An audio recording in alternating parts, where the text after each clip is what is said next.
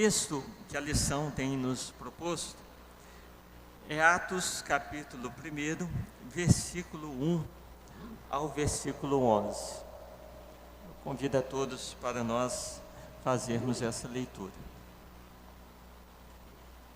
A palavra de Deus nos diz assim: escrevi o primeiro livro, ó Teófilo, relatando todas as coisas que Jesus começou a fazer e ensinar, até o dia em que, depois de haver dado mandamentos, por intermédio do Espírito Santo, aos apóstolos que escolhera, foi elevado às alturas. A estes também, depois de ter padecido, se apresentou vivo, com muitas provas incontestáveis, aparecendo-lhes durante 40 dias e falando das coisas concernentes ao reino de Deus.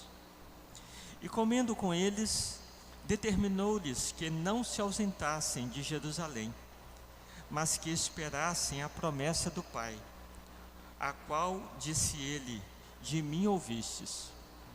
Porque João, na verdade, batizou com água, mas vós sereis batizados com o Santo Espírito, não muito depois desses dias. Perguntaram-lhe: Senhor. Então, os que estavam reunidos lhe perguntaram: Senhor, este será o tempo em que restaures o reino de Israel?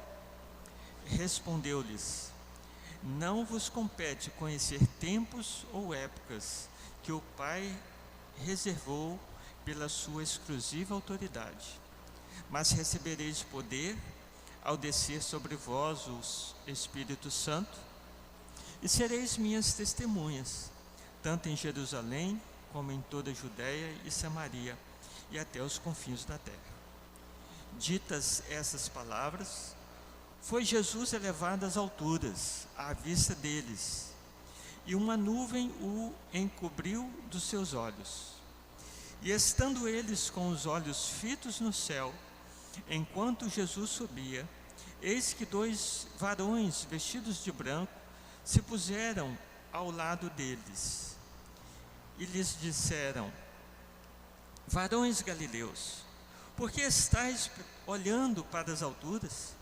Este Jesus, que dentre vós foi assunto ao céu, virá do modo como viste subir. Que Deus abençoe essa leitura. Amém. O tema da nossa lição é sobre promessas na ascensão do Senhor Jesus Cristo.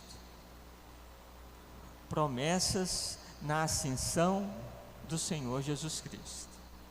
Promessas. O que o autor da lição, ele nos fala, nos traz à memória aqui, dizendo o seguinte: o que não falta hoje em dia são promessas. A exemplo, pessoas que fazem promessas, promessa de trazer a pessoa amada de volta num prazo de 30 dias. Nós já vimos, já encontramos aí nas ruas, né? Às vezes nos postes, alguns panfletos, né? Estão lá: vou trazer a pessoa amada no prazo de 30 dias. Encontramos promessas de curas, de riquezas, de prosperidades, prometidas por muitos líderes religiosos. Promessas de políticos para um Brasil melhor, promessas de chefes de estados por um mundo mais igualitário, um mundo menos poluente, promessas ditas na celebração do casamento, e quando vêm as primeiras adversidades, muitos querem quebrar, e outros quebram as promessas ditas ao seu cônjuge naquele momento da cerimônia religiosa, diante dos pastores, dos líderes religiosos. e das testemunhas. Promessas. Na primeira quinta-feira desse mês, nós estudamos sobre esse tema, promessas de Deus. Existe um lugar onde as promessas, elas são seguras e verdadeiras. E este lugar, nós encontramos, é aqui, na palavra de Deus. A Bíblia, ela tem promessas para todos nós. São promessas verdadeiras, promessas que são fiéis, porque o autor da Bíblia é Deus. Nós vimos isso na primeira quinta-feira passada, que Deus, Ele é fiel. O autor da Bíblia, Ele é fiel. E assim então nós podemos ter certeza que Deus irá cumprir as suas promessas. Vimos que as promessas de Deus são importantes, pois elas fortalecem a nossa fé, elas nos encorajam, as promessas de Deus nos faz confiar nele, as promessas de Deus nos faz buscá-lo, e a promessa de Deus nos faz experimentá-lo. Porém, é necessário conhecer a Bíblia. Nós cantamos aqui, né, que leva-me além, né, faz-me buscar, né, com maior profundidade, conhecer mais a profundidade de Deus. E como nós vamos conhecer Deus? Lendo a sua palavra, lendo a Bíblia. E assim, ao ler a Bíblia, ao conhecer as promessas de Deus, nós devemos crer e devemos orar essas promessas. É interessante que o versículo da nossa revista, um dos versículos citados, foi o versículo base que nós estudamos um pouco naquela primeira quinta-feira, que se encontra em 2 Coríntios, no capítulo 1, versículo 20, quando diz assim: porque quantas são as promessas de Deus, tantas tem nele o sim, porque também por ele é o amém, para a glória de Deus, por nosso intermédio. Observem que a palavra nos fala, olha, são inúmeras as promessas de Deus. Por isso que nós falamos, Deus é o autor das promessas. Tantas tem nele o sim, porque também por ele é o amém. Em Jesus, esse ele ou nele está se referindo a Cristo Jesus. Em Jesus, nós temos o sim de Deus e nós temos o amém de Deus. É por isso que quando nós oramos, ou quando um determinado irmão ora, como o irmão Arnaldo orou, nós finalizamos a nossa oração com o amém. Em nome de Jesus, amém. Porque esse amém é o sim de Deus. Quando falamos amém, nós estamos convictos de que Deus irá atender aquela petição. Promessas de Deus.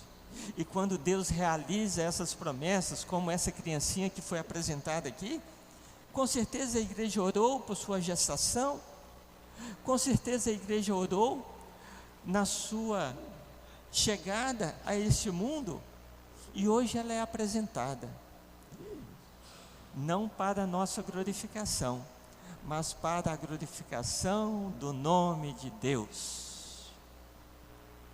O ensino bíblico é este: em Jesus nós temos o sim e o amém.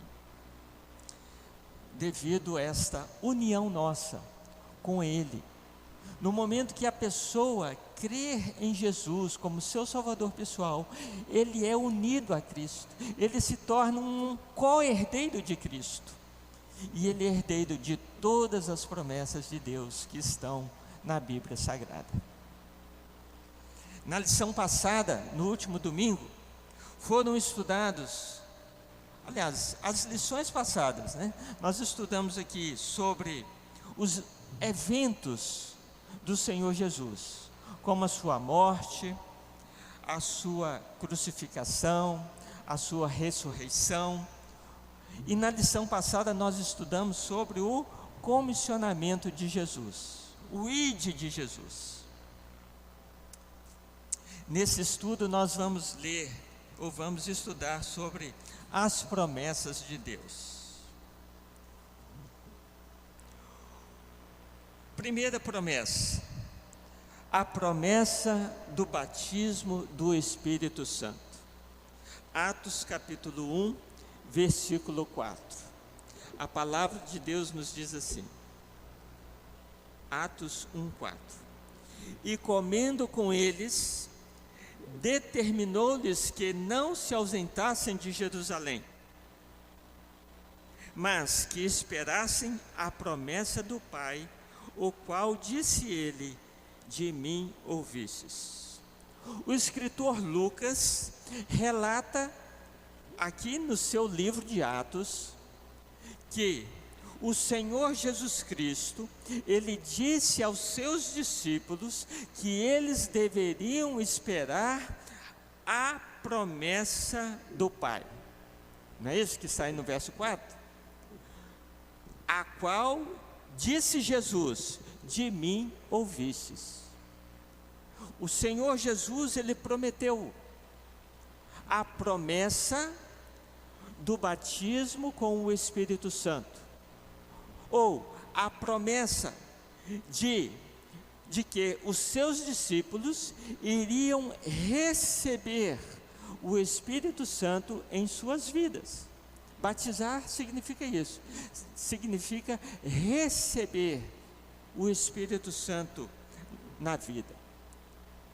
Jesus disse, do qual de mim ouvistes. Onde está essa promessa?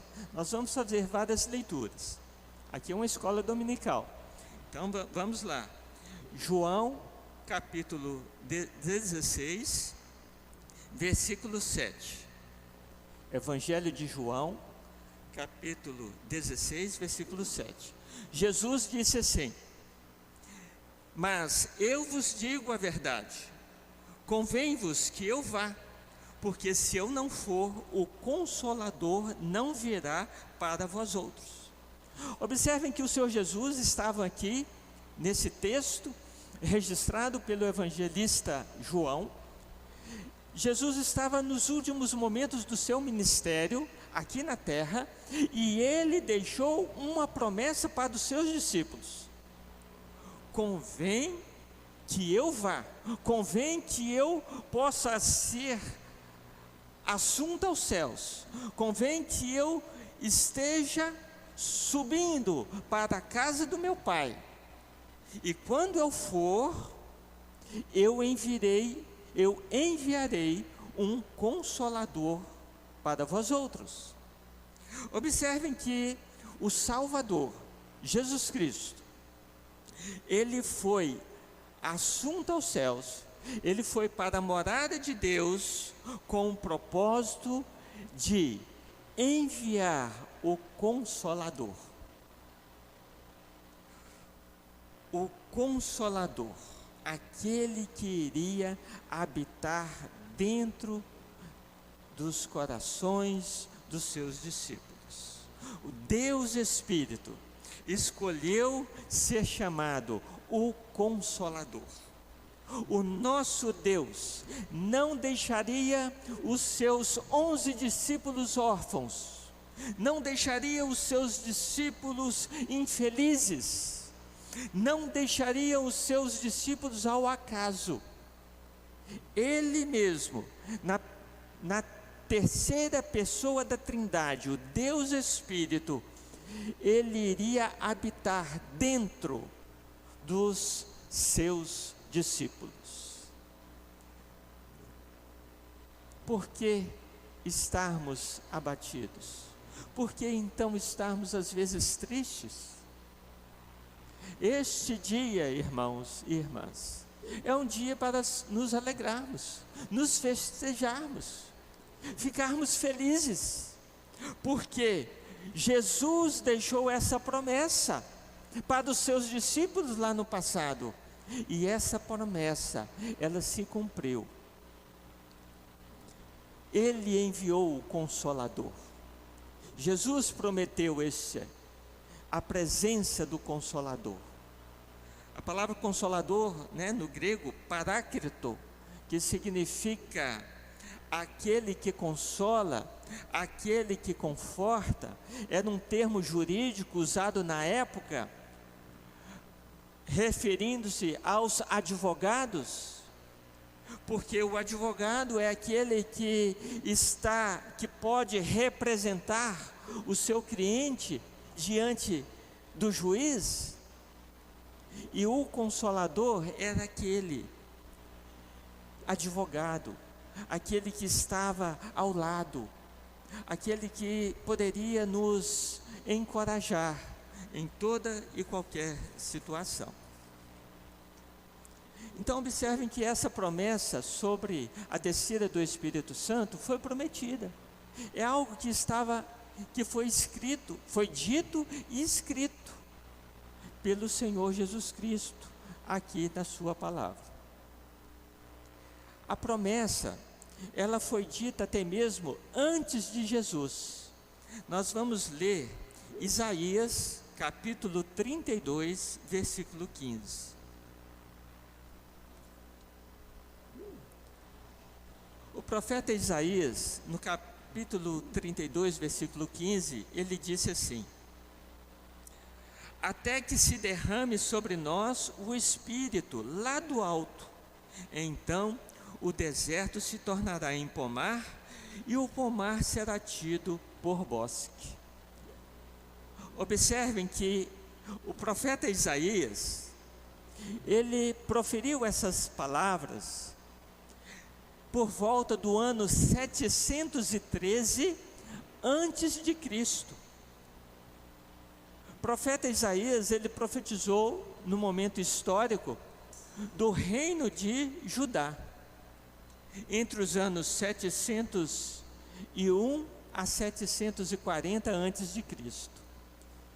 E nesse período, Deus trouxe esta profecia ao povo da sua época, para que o povo pudesse continuar esperançoso, pudesse confiar em Deus, o Deus único e verdadeiro, para que eles pudessem entender que num determinado momento da história, Deus iria derramar sobre eles, até que se derrame sobre nós o Espírito lá do alto. Então observem que a promessa do Espírito Santo é algo que foi profetizado há 713 anos antes de Cristo.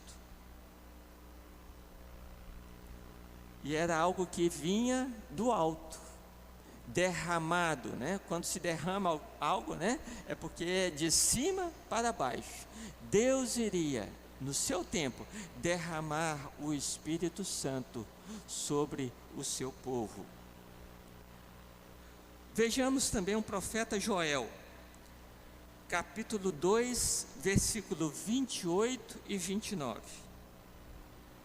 Outro profeta, o profeta Joel, disse assim: e haverá de ser que depois derramarei o meu Espírito. Observem que a palavra Espírito está em letra maiúscula, está se referindo a uma pessoa, sobre toda a carne, e vossos filhos profetizarão, os vossos velhos sonharão sonhos, os vossos jovens terão visões, e também sobre os servos e sobre as servas naquele dia derramarei o meu Espírito. Irmãos, olha só, isso deve nos causar alegria profunda ao lermos essa palavra sobre a promessa do Espírito Santo. porque é uma promessa dada há 800 anos antes de Cristo, irmãos. E aconteceu. Observem que a palavra profética, ela é divina. Eu derramarei o meu Espírito sobre vós. É Deus falando ao povo daquela época, por boca do profeta Joel. Quem além de Deus poderia falar desse modo? Pode um homem prometer o Espírito Santo sobre a vida de outro homem? Pode um pastor, um líder religioso, ou quando toda a igreja estiver reunida, soprar o Espírito Santo sobre a vida de alguém? Não podemos fazer isso. É obra de Deus. É uma promessa lá do passado. Colocar uma coisa boa no coração do homem. Nós, ensinadores da palavra, professoras de escola dominical, podem fazer isso. Mas colocar o Espírito Santo no coração do homem é ato exclusivamente de Deus. Isso verdadeiramente mostra o agir de Deus. Deus, Ele propõe, Deus promete e Deus executa no seu tempo. Deus diz: eu derramarei o meu Espírito sobre vós. É uma palavra de graça, vinda de Deus. Observe isso então como uma promessa de um Deus gracioso. Cabe ao homem, a mulher, o jovem, o velho, precisa de um coração assim próprio. É interessante nós vermos Deus prometendo que num determinado momento da história, Ele iria enviar o seu Espírito Santo para fazer morada dentro dos seus filhos aqui na terra. E a palavra nos diz: olha, vossos filhos, vossas filhas profetizarão. Irmão Arnaldo, os vossos velhos sonharão sonhos. Aquele sonho que o senhor teve, né? Lembra que o senhor me falou? Irmão Saulo, visitando na casa dele, ele falou assim: olha, irmão Saulo, vou te contar um sonho que não é para todas as pessoas que eu vou contar. Não são todas as pessoas que vão acreditar. A palavra de Deus nos fala isso: vossos velhos sonharão. Quem não veio na última quinta-feira perdeu. Nosso pastor Lucia aí falou a respeito de um homem chamado como que é? Barzilai, né? Falou sobre Barzilai, um homem de 80 anos. E a Bíblia fala que o homem de 80 anos, muito velho, mas esse homem de 80 anos foi o homem que, através dos seus bens, da sua riqueza, ele pôde abençoar o rei Davi. O rei Davi estava passando num momento crítico, um momento de revolução no reino, um momento que ele estava cansado, um momento que ele estava com sede, um momento que ele estava faminto, não somente ele, mas todo o seu exército, muitas pessoas. E este homem, Barzilai, ele foi um instrumento de Deus. Ele pôde ver a necessidade do seu próximo e estender a sua mão através dos seus recursos financeiros. Existe algo infinitamente maior que essa promessa, né? A palavra de Deus nos diz: eu derramarei meu espírito sobre vós. Eu não posso expressar com a imensa intensidade da língua hebraica desse termo aqui, irmãos, que fala sobre vós, a menos que eu possa pelo menos parafrasear, né, um pouco, e dizer assim: essa promessa, Deus está falando assim, ó: eu derramarei o meu espírito em suas entranhas, eu derramarei o meu espírito em seu corpo, eu derramarei o meu espírito em sua alma. É assim que Deus está se expressando aqui. De tamanha profundidade é esta promessa. A promessa de que um dia os seus filhos crentes, os seus filhos cristãos, iriam receber a promessa do Espírito Santo, e ele iria habitar dentro dos seus filhos, iriam habitar nas nossas entranhas. É algo aqui prometido que nem anjos, nem morte, nenhuma circunstância externa ou interna poderá retirar o Espírito Santo de dentro de nós.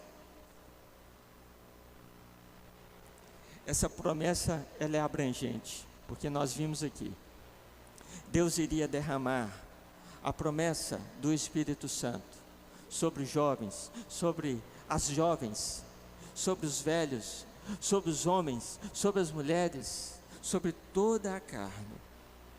Mas o profeta Joel, no capítulo 2, versículo 32, ele continua dizendo, Joel, faça o favor de projetar para mim, Joel capítulo 2, versículo 32, fala assim: e acontecerá que todo aquele que invocar o nome do Senhor será salvo, porque no monte Sião e em Jerusalém estarão os que forem salvos, como o Senhor prometeu, e entre os sobreviventes, aqueles que o Senhor chamar. Irmãos, Deus promete derramar o seu Espírito Santo sobre toda a carne, mas não são todos aqueles que creem, não são todos aqueles, como o irmão Nadir falou aqui na ceia pela manhã, não são todos aqueles que ouvem a palavra de Deus com atenção e faz como aquele cego de Jericó: Jesus, filho de Davi, tenha misericórdia de mim, perdoa os meus pecados, reconhecendo que em Cristo somente há perdão. É por isso que fala: todo aquele que invocar o nome do Senhor será salvo. É aquele que Deus escolheu, e aí Deus dá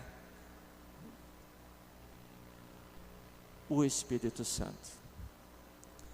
Promessa do Espírito Santo, prometida também pelo profeta Ezequiel. Ezequiel capítulo 36, versículos 25 ao 27. Ezequiel diz assim, aliás, Deus, por boca do profeta Ezequiel, diz assim: então aspergirei água pura sobre vós, e ficareis purificados de todas as vossas imundícies, e de todos os vossos ídolos vos purificarei. Dar-vos-ei coração novo, e porei dentro de vós espírito novo. Tirarei de vós o coração de pedra, e vos darei coração de carne.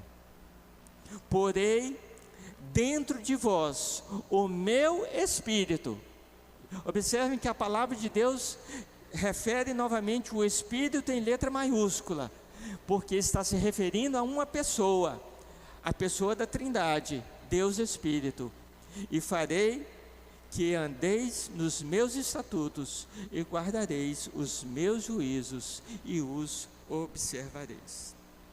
Então vocês observam que o profeta Ezequiel, por volta do ano 587 antes de Cristo, ele, através da sua boca, Deus prometeu o envio do Espírito Santo. O Espírito Santo, ele é operacional, porque primeiro ele age na vida interior das pessoas, para depois agir de forma exterior. Como assim?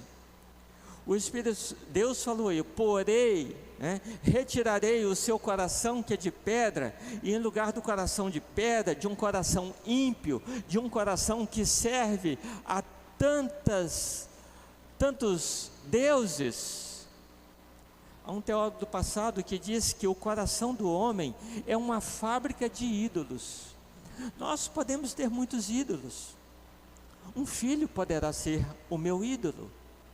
Eu posso idolatrar o meu carro, eu posso idolatrar uma casa, eu posso fazer do meu dinheiro o ídolo. Então, ídolos são muitas coisas. O coração do homem é uma fábrica de ídolos, mas Deus, quando o homem ouve essa palavra de transformação, Deus faz com que Deus tira o nosso coração de incredulidade e coloca um coração de fé e transforma esse coração duro em um coração de carne. Deus faz então essa operação interior e Ele nos faz então a amar as suas leis, a amar os seus mandamentos, e não somente amá-los, mas também praticar. Que despertamento que o irmão Tiago trouxe ao meu coração no domingo passado. A gente que acha que é crente, muito tempo, um cristão de longa data, não precisa de correção, não precisa de ensinamento. De maneira alguma quem pensa isso. Nós precisamos sair das quatro paredes e convidarmos outras pessoas, fazermos conhecidos Cristo a outras pessoas. É o ide de Jesus. O ide não o imperativo, não como uma ordem, mas é indo, é caminhando, é conversando, é andando, que nós iremos cumprir o comissionamento de Jesus. O Espírito Santo, ele é operacional em nossa vida, na nossa vida externa também. Se você tem uma lanterna na mão, você não vai conseguir fazer com que essa lanterna ilumine o seu caminho apenas limpando aquele espelho que está na frente da lanterna. Ou, nos dias atuais, nós não precisamos de lanterna, nós temos os celulares, Nosso celular tem uma lanterna, não tem? Só que, será que se eu passar um pano no celular ali, naquela parte, que tem um celular, o meu aqui apenas, será que se eu passar um pano, será suficiente? Não. O meu celular, através da lanterna que ele tem aqui, só vai dar claridade se dentro dele estiver uma bateria. Caso contrário, posso limpar, esfregar a sua lâmpada, a sua lente ali, não vai acontecer nada. Assim também é o Espírito Santo. Deus, Ele coloca dentro do cristão, dentro dos seus discípulos, dentro dos seus seguidores, o Espírito Santo. E essa pessoa da Trindade dentro de nós, é ela que vai fazer com que a nossa luz resplandeça nas trevas. Por isso que Jesus disse: vós sois a luz do mundo. Quem me segue não andará em trevas, pelo contrário, terá a luz da vida. Promessas. E essa promessa, nós vimos aqui então, que essas promessas de Deus sobre o Espírito Santo é algo que foi prometido lá no passado. Eu tomei o cuidado de pontuar aqui 3 profetas em diferentes épocas, em diferentes datas, para que os irmãos pudessem perceber e as irmãs pudessem entender a maravilha que é o nosso Deus. É uma promessa do Espírito Santo há muitos anos atrás, prometida em diferentes épocas, em diferentes lugares. E essa promessa, ela se cumpriu se cumpriu nos dias dos discípulos. Naquele momento em que o Senhor Jesus estava com os seus discípulos, e a palavra que nos registra, o Dr. Lucas, um médico, que com precisão de detalhes nos informa sobre a ascensão de Cristo, mas antes de Jesus subir aos céus, Lucas registra aqui que Jesus, ele prometeu que os seus discípulos iriam receber o Espírito Santo na vida deles, não poucos dias depois. Mas esse assunto aí vai ser do próximo professor na escola dominical, porque na próxima lição eu vi aqui, fala sobre o Pentecostes. Hoje nós vamos focar aqui sobre as promessas. É algo que foi prometido lá no passado, é algo que foi prometido por Cristo Jesus, é algo que é extensivo a nós, os cristãos, nos nossos dias atuais. Efésios capítulo 1, versículo 13. O apóstolo Paulo, escrevendo aos crentes de Éfeso, ele disse assim: em quem também vós, depois que ouvistes a palavra da verdade, o evangelho da vossa salvação, tendo nele também crido, fostes selado com o Santo Espírito da promessa. Olha só, deixa aí. Em quem também vós, Paulo está falando assim: olha, vocês que estão aí da cidade de Éfeso, vocês que um dia ouviram alguém falar do Evangelho, ouviram alguém falar das boas novas de salvação, ouviram falar que o homem sem Deus, ele está no pecado, ele está distante de Deus, e o homem sem Deus, ele precisa ouvir esse Evangelho, e quando ele ouve esse Evangelho alcança-o como a salvação. E quando Deus dá a salvação, esse homem ele crê e ele é imediatamente selado com o Espírito Santo da promessa. Paulo traz a memória daqueles crentes lá na cidade de Éfeso, porque a cidade de Éfeso era como uma cidade de Guarapari, porque a cidade de Éfeso era uma cidade litorânea, ela era banhada pelo mar. É como a cidade também de Vitória. O que acontece lá em Vitória? Nós temos o Porto de Vitória, não é isso?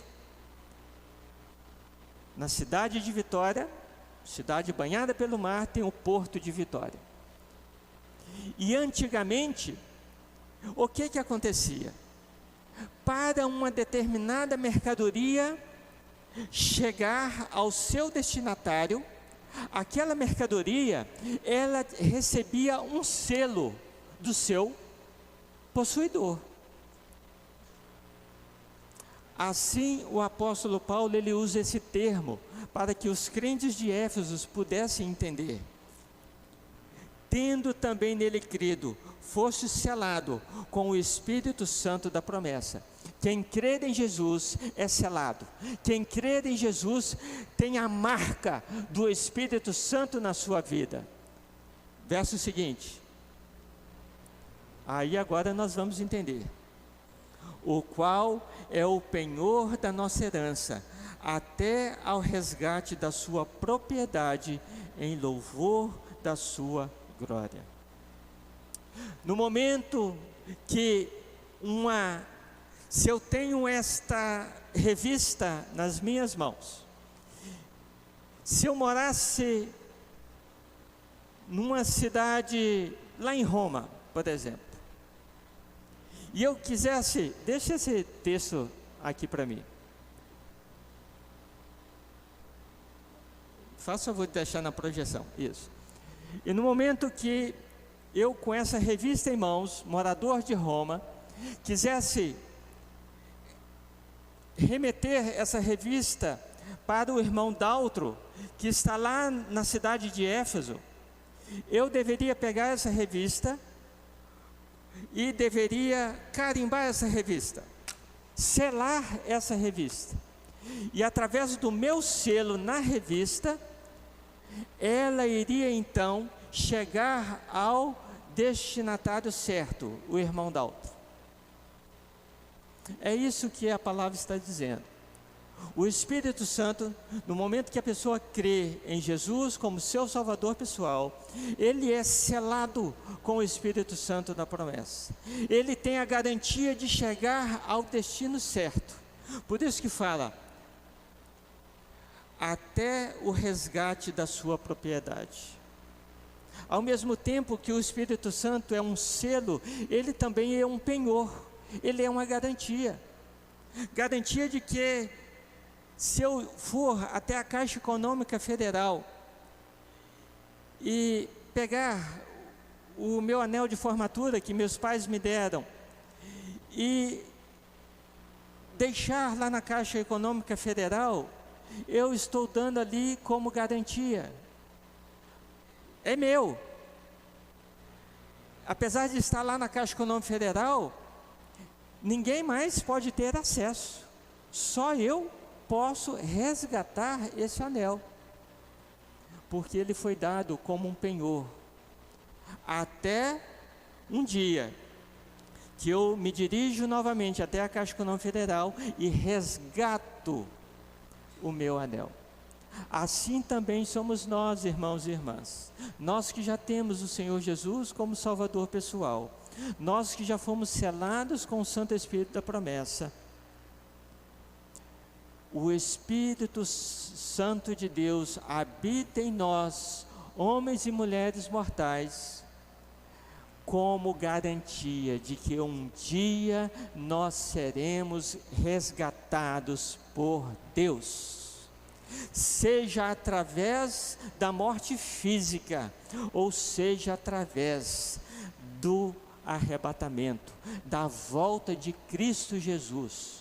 Quando Jesus, a palavra nos diz que no momento, no ressoar da trombeta do arcanjo, Jesus vai voltar.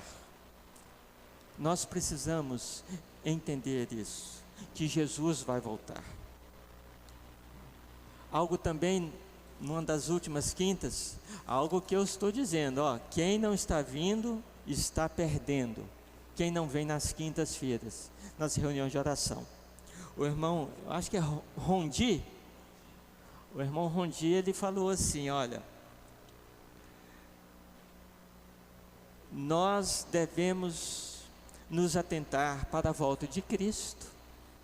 Por quê? quase não se ouve nos púlpitos, quase não se ouve mais nos ensinos de escola dominical sobre a volta de Cristo. E o irmão Rondi, parece que é um crente novo na fé, pelo que eu vi, mas é um irmão que foi usado por Deus para trazer uma exortação a nós da igreja, que nós devemos nos atentar para a volta de Cristo, porque nós temos o Espírito Santo em nossas vidas, mas Jesus pode voltar a qualquer instante. E será que você que está aqui nesta manhã está preparado para esse encontro? Como disse aí, a palavra, nós devemos tomar esse cuidado. Continuando, o autor da lição, ele nos diz, ele traz uma advertência: cuidado com as correntes teológicas que separam os crentes em duas categorias. Há uma corrente teológica que fala assim: crentes mais espirituais, crentes menos espirituais, crentes batizados com o Espírito Santo, crentes que têm o Espírito Santo, mas não falam em línguas. Cuidado, irmãos, esse ensino nós não temos na palavra de Deus. Não encontramos fundamento bíblico sólido de que crentes mais espirituais são aqueles crentes batizados com o dom de língua, o chamado batismo com fogo. Batismo com fogo na palavra de Deus é batismo de castigo, de juízo. E se nós lermos no livro aqui de Atos, que será, eu creio, objeto da próxima lição também, sobre a descida ali do Pentecostes, a Bíblia fala lá, é línguas como de fogo. É como, porque cada um que estava ali naquele lugar, pessoas de diferentes nacionalidades, de diferentes idiomas, eles falaram assim: esses homens, esses discípulos de Jesus, eles estão falando aqui, mas cada um de nós estamos ouvindo falar na nossa própria língua materna. Não eram línguas estranhas, eram línguas maternas, naquele momento ali, do Pentecostes. Não existe crentes menos espirituais que não são batizados com o Espírito Santo. A Bíblia fala apenas de duas pessoas: o salvo, aquele que é convertido, aquele que já manifestou publicamente a sua fé em Cristo Jesus, esse tem o Espírito Santo. E aquele que ainda não convidou Jesus para fazer morada na sua vida, esse não tem o Espírito Santo.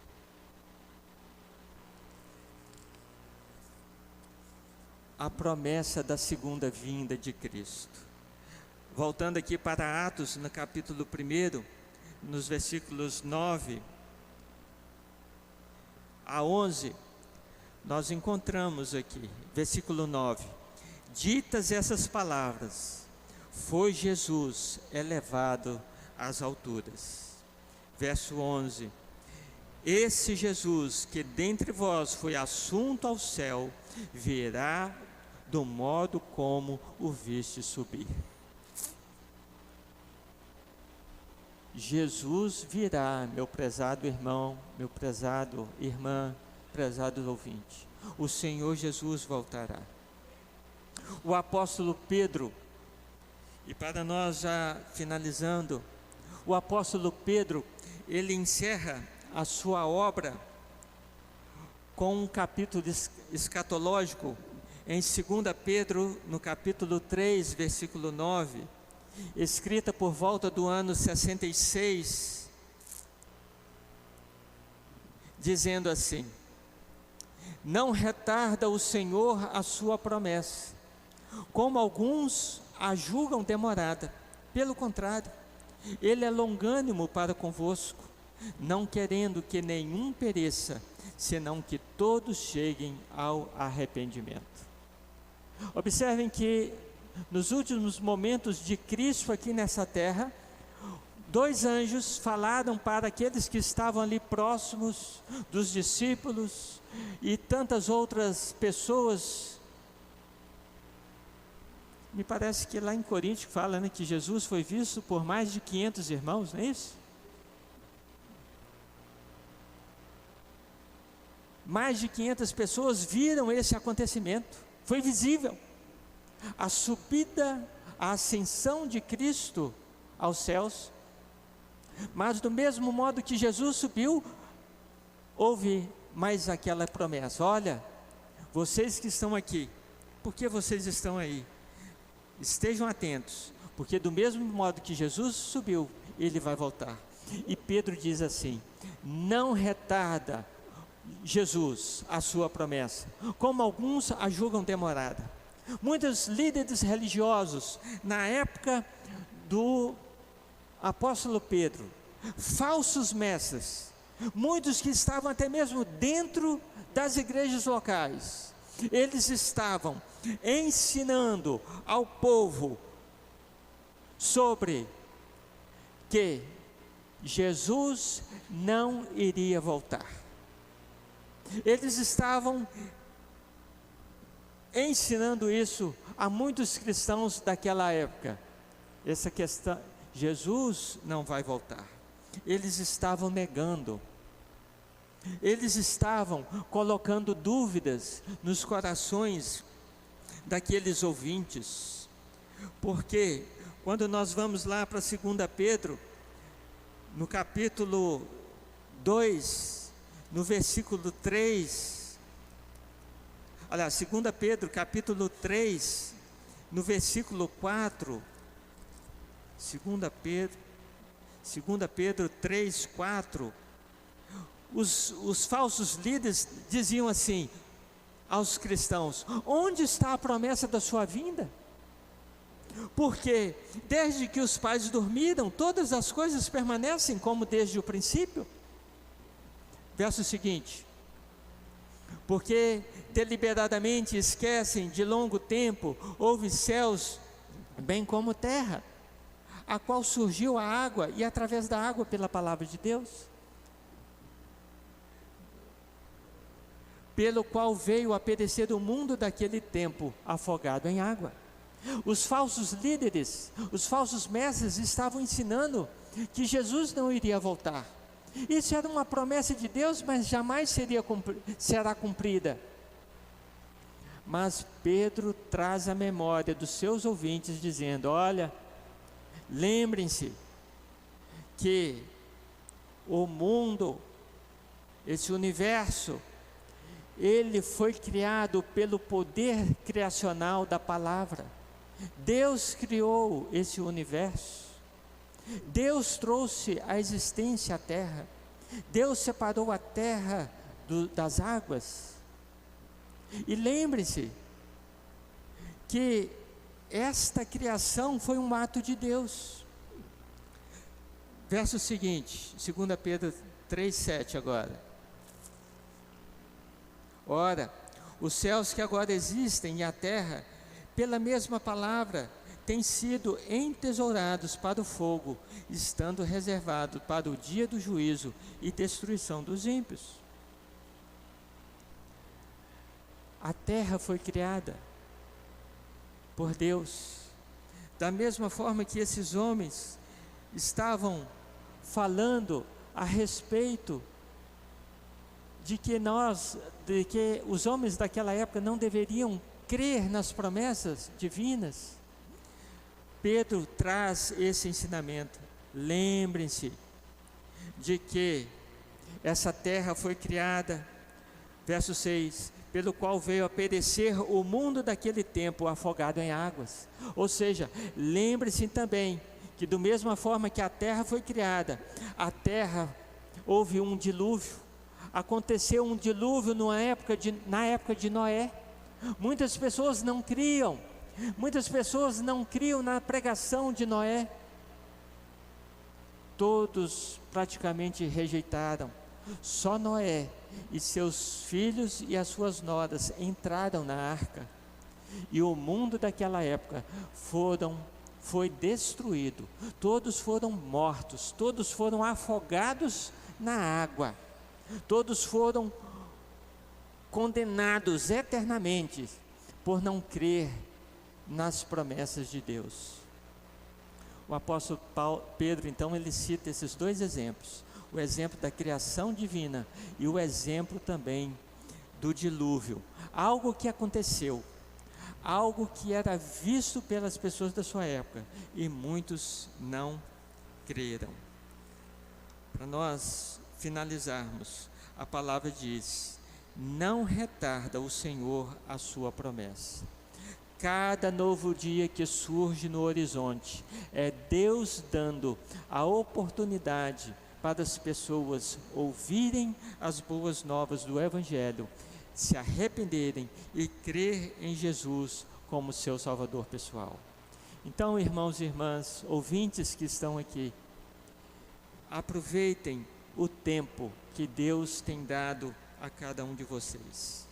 Aproveitem o tempo, porque essas promessas sobre o recebimento do Espírito Santo, essas promessas sobre a volta de Cristo Jesus, são promessas que devem encher a nossa alma de alegria, de sorriso, mas ao mesmo tempo deve provocar em mim e em ti a urgência de levar essas boas novas aos nossos familiares, aos nossos filhos, aos nossos amigos.